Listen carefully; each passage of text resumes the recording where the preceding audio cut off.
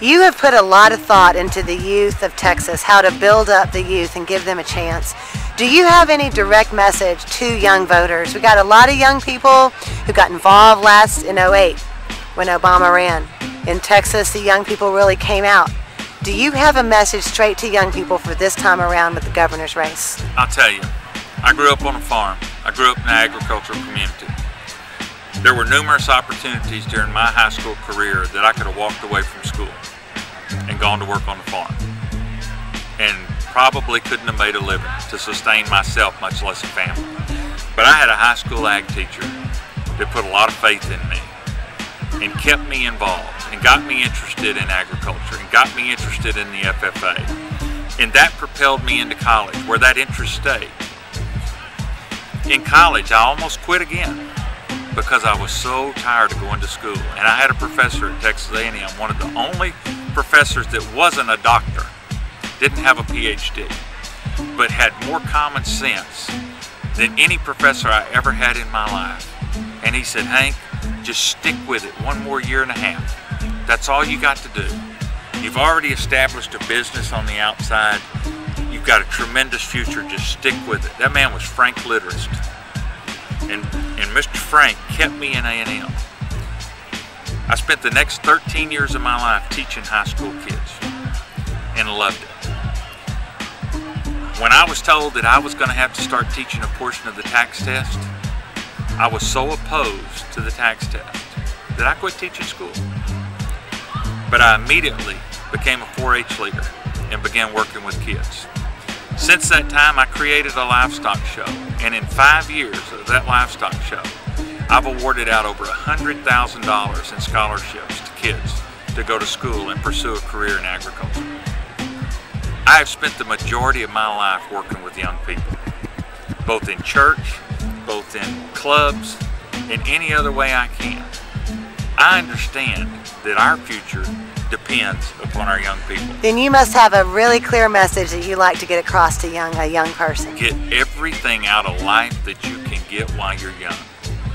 Never turn down an opportunity to learn, and never take advantage of that opportunity to learn.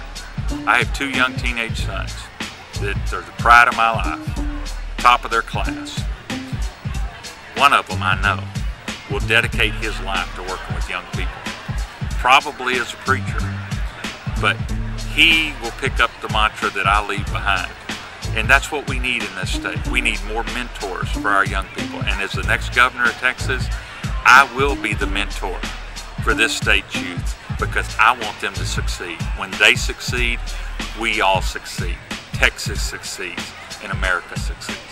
I'm hearing your message, and I'm liking what I'm hearing. I'm wanting to know a little bit more about your background, where you came up, where you're from, and where you come from, so that I can know who I'm placing my vote with. I grew up in Northeast Texas, in what was then rural Smith County, just south of Tyler. Unfortunately, or fortunately, whichever way you want to look at it, we're a predominantly urban county now. But I grew up in the cattle business, and have been in the cattle business all my life. Like I said, I have 2 young sons. Between them, they have about 50 head of cattle themselves. So we're developing now a 5th generation of cattlemen in my family. I was an educator. I'm a person that's lived off the land. I'm a person that is just like the majority of the people in this state. When there's not enough money, we eat beans for supper. When there is, we eat meat for supper. But we develop our own, a lot of our own food. We grow ourselves. So we literally do live off the land. But I'm what everybody in this state was prior to 1960. I'm a fiscal conservative Southern Baptist Democrat. Most of the people in this state were. Unfortunately, a lot of them have changed their views, at least temporarily. But I believe in the heart of my hearts that they're ready for another change. That Rick Perry and the corruptness of his administration and the corruptness of the people involved in surrounding Rick Perry have soured the people in this state from what their true values as Texans are.